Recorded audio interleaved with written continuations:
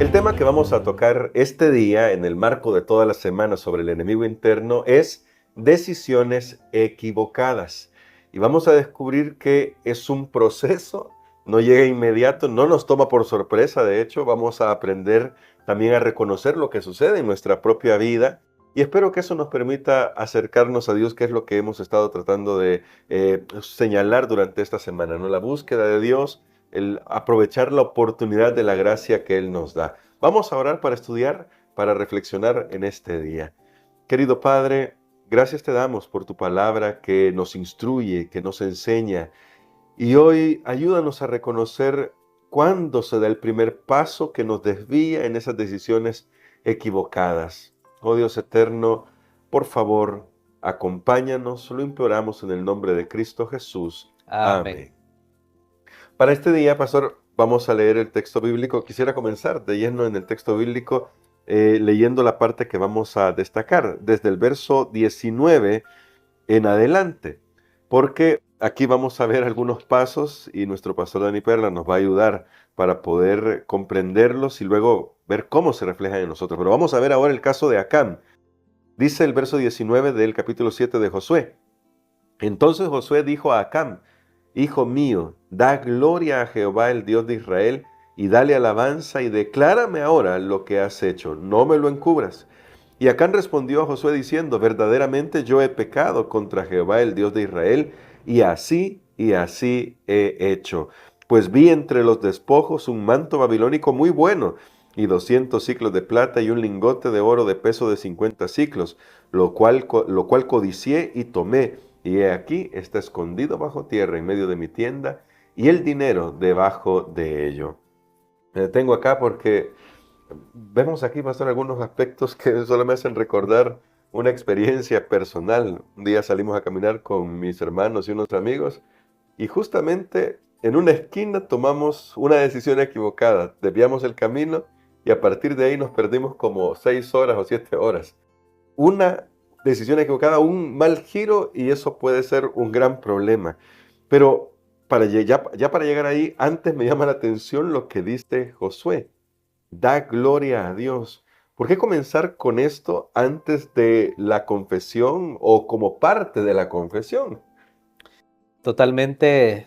Ahora tenemos identificado al autor, a la persona que ha causado el desagrado de Dios, que ha roto la armonía en el pueblo de Dios, por el cual el pueblo fue derrotado. Dar gloria a Dios, lo que Acán tenía que hacer en ese momento era hacer una confesión al Señor, reconocer a Dios como el líder supremo, como el creador de los cielos y de la tierra, y de esa manera era admitir lo que él había hecho. Aquí precisamente tenemos un problema, y es que el enemigo del pueblo de Dios está adentro, Sí. no afuera. El pueblo se estaba preparando para conquistar afuera, pero adentro había una persona que, voy a tratar de pronunciar esta frase o esta palabra, había una persona que se había canaanizado.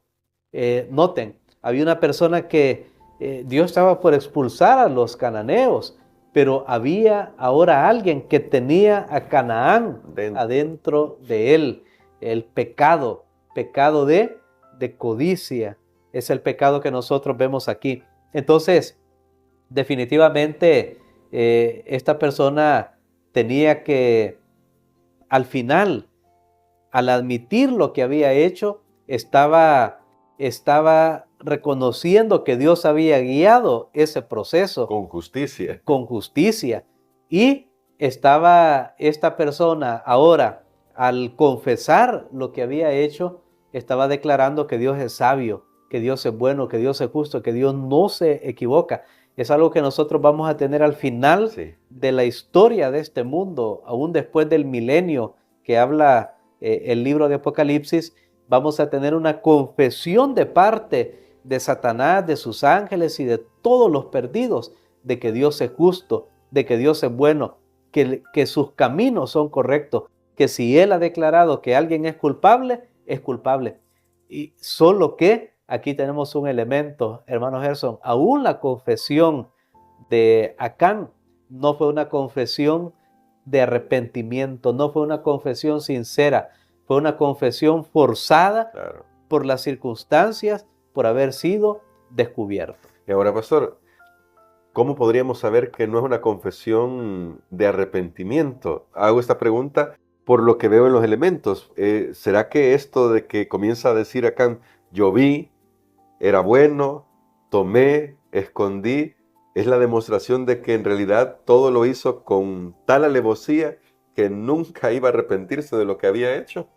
Bueno, creo que de todas esas frases que Acán dijo, hay una que yo veo que es como la clave de que en realidad su confesión no es de expresión de arrepentimiento, y es por ejemplo cuando dice, yo vi un manto babilónico muy bueno, dice, todavía la está saboreando, o Sí, sea, la manera como él redacta su sí, confesión, él no está ahí con una profunda pena, él está así, mire, yo hice esto, da con lujo de detalles, porque dice, hizo así, así, la Biblia explica algunas cosas, pero él fue con lujo de detalles, pero no se denota en sus palabras realmente que hay una pena por lo que él ha hecho, sino que ahora él viene a revivir lo que ha hecho y eso, nunca hay ahí una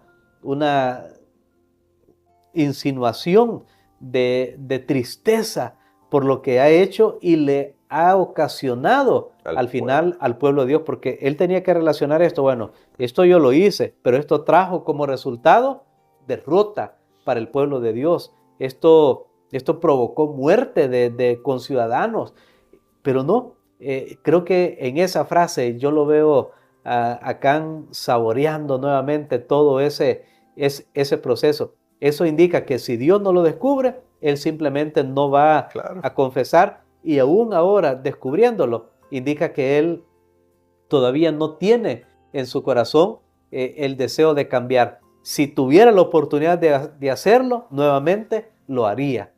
Eso es lo que nosotros encontramos aquí en esta confesión forzada de Acán, a diferencia de David, que fue otra persona que confesó, el rey David, Sí, porque había sido descubierto, lo confesó. Cuando llegó el profeta Natán y le dijo, mira David, esto, bueno, hay toda una historia ahí, y David dice, pequé contra Jehová. Después vemos los salmos que él generó o él hizo a causa de esa confesión. Hay humillación, hay definitivamente profundo arrepentimiento y hay deseo de no volver a cometer ese error. Pero en el caso de Acán, simplemente confiesa porque es descubierto, pero sus palabras delatan que él saborea, que él disfruta lo que ha hecho y que simplemente si no hubiera sido descubierto, él lo volvería a hacer otra vez. O aún después que fue descubierto, si el tiempo pasa, él volvería porque no ha curado su corazón. ¿Sabe qué? Esa es la gran diferencia.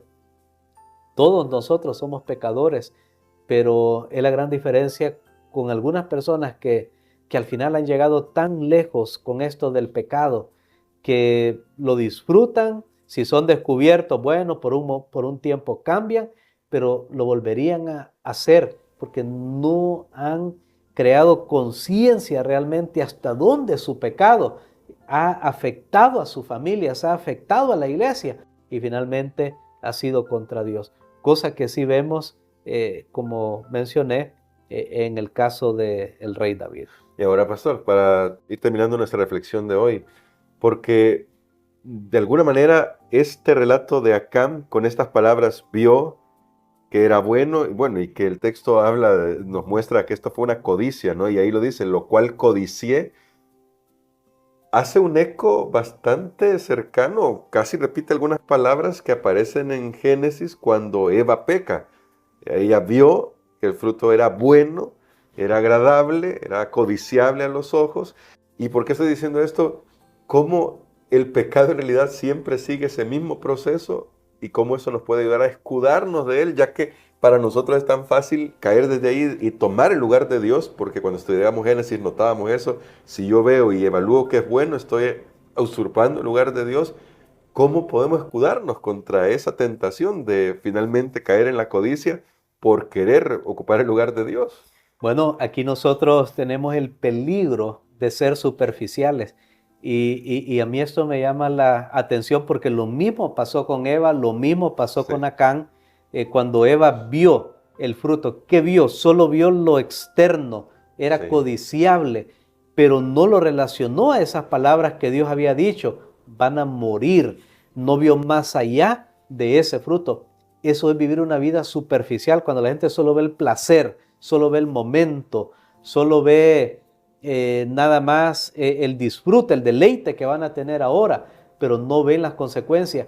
Acán, cuando vio eso, solo vio el oro que refulgía, vio el manto que estaba muy bien bordado, pero no vio el jerem, no vio el anatema, no vio la condenación que Dios había puesto sobre eso. Y entonces al verlo él está tomando sobre sí esa condenación. Por eso es que el pueblo de Israel ahora estaba sufriendo, pagando las consecuencias y nuevamente él simplemente lo vio como un robo nada más, pero eso era más que un robo, era más que un saqueo. Eso era, recordemos, con el concepto que hemos estado estudiando, el Jerem, era la aniquilación total que Dios tenía sobre esos pueblos y él ahora se estaba echando sobre sí y sobre el pueblo de Dios esa aniquilación total. Por eso habíamos leído que en Josué capítulo 7 y el versículo 12 es el centro de toda esta historia. Israel ahora ha llegado a ser Jerem, ha llegado a ser anatema, ha llegado a ser destrucción, aniquilación total. El pueblo, qué tremendo. Dios nos ha puesto a nosotros esta lección, hermano Gerson, porque ya más claro cómo. Sí. Pero Dios nos está diciendo, miren, vean más allá, siempre en sus acciones. Y yo pienso que eso le ayuda mucho a uno para evitar hacer cosas que simplemente se ven, no, yo solo hago esto una vez, o yo solo agarro esto, yo solo digo esto, o solo voy con esta persona. Como que ese acto hasta ahí llegó, olvidando las consecuencias que tiene. Eva vio en primer lugar, pero no vio, y Acán vio, pero no vio con los ojos que Dios ve el mal, que Dios ve el pecado.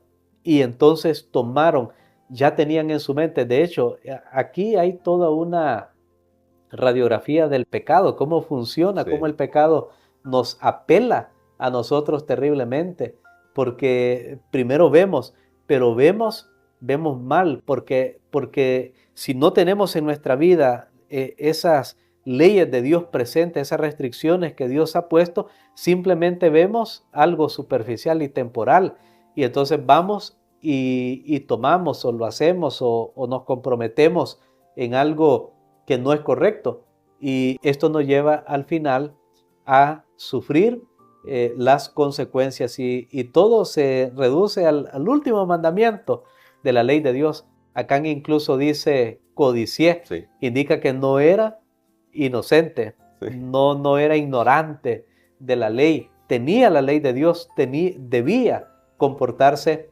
diferente. Al final, la codicia, a mí me llamó la atención. En la lección se nos dice que la codicia al Sí. final es un pecado de incredulidad. Y yo digo, bueno, ¿cómo de incredulidad? Sí, incredulidad pues significa que nosotros estamos dudando de que Dios es capaz de proveer para mí, que Dios está interesado en mi felicidad, porque la codicia al final es una insatisfacción por cómo estamos ahora. Sí. Eso para resumirlo, a mí realmente me gustó este concepto en la Sí. lección. La codicia finalmente es ingratitud contra Dios. Es lo que le pasó a Adán. Dios le había dado el oro, le había dado todo, le había dado comida, tenía todo. Pero aún así, es como de decir, mira Señor, me hace falta algo. Y eso puede pasar, hermano. Yo quiero hablar aquí claramente porque estamos en el fin del tiempo y necesitamos que el pueblo de Dios sea victorioso. La codicia realmente puede llevar al pecado de la infidelidad. La persona no está contenta con quien está a su lado, sino que está buscando a alguien más. Y esto se puede dar tristemente, aún en el pueblo de Dios, con el dinero. No estamos contentos con lo que Dios nos ha dado, sino que buscamos algo más. Aún a veces tomamos hasta lo que Dios ha dicho que es de Él. Noten, es la ingratitud, es la falta de fe, es la duda, es la falta de confianza en que Dios va a proveer para mis necesidades. Por eso el Nuevo Testamento nos dice, y el apóstol Pablo, cuál es el antídoto contra la codicia. Y es una sola palabrita. Dice Pablo que es el contentamiento, es la gratitud. Es decirle, Señor, gracias por lo que tengo, gracias por lo que soy, gracias por lo que me has dado. Pero no estar codiciando, no quiero aquel cargo, quiero esto. No seamos incrédulos con Dios. Demos gracias a Dios por lo que Él nos da, por lo que nosotros tenemos. Y recordemos siempre que todo lo que nosotros hacemos va más allá según las indicaciones que Dios nos ha dado en su palabra. No caigamos en lo superficial como cayó acá. Y gracias por esas reflexiones, pastor, porque hoy queremos que ore por nosotros por eso. Que Dios nos permita aprender a ver más allá, como usted lo decía. Y me gusta esto que usted dijo al final, para no caer en lo superficial. Que Dios nos permita también aprender a tener contentamiento en el corazón, porque creo que todos hemos experimentado que Dios es más abundante de lo que imaginamos, pero que todo lo hace en su tiempo y según su plan. Amén. Padre, gracias te damos, Señor. Podemos decir que hasta aquí nos has ayudado y te alabamos, Señor. Te damos honra y gloria. Padre, reconocemos que también nosotros hemos pecado, hemos obrado impíamente, hemos cometido errores, Señor, y tenemos que solidarizarnos, porque si aún yo no lo hice, pero alguien de tu pueblo lo hizo, también nosotros sentimos esa cuenta, esa rendición de cuenta que tú estás haciendo sobre tu pueblo. Por eso en este momento, Señor, pedimos tu perdón, pedimos tu gracia. Ayúdanos, Padre, para creer y confiar en ti, que tú vas a proveer y que eres capaz de darnos mucho más de lo que pedimos o entendemos, conforme a las riquezas de Cristo. En el nombre de Jesús. Amén.